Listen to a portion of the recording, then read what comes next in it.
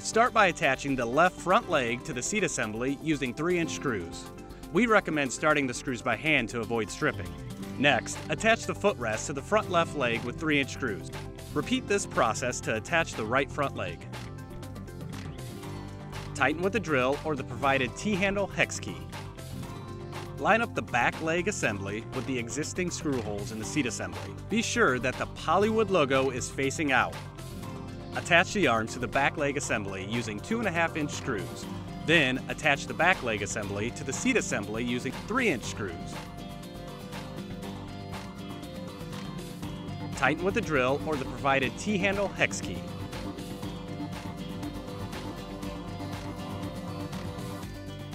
Attach the braces between the front and back legs. There are 2 short braces and 2 long braces. The short braces will be fastened to the pre-drill holes closer to the seat assembly. In addition to this, the braces are cut at an angle to match the curvature of the legs.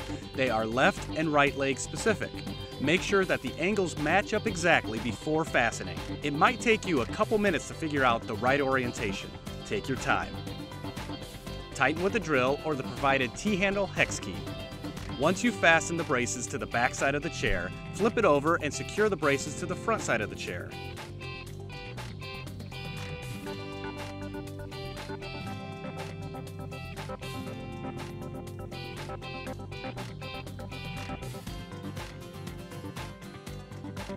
If you have any questions or need any additional support, feel free to contact us.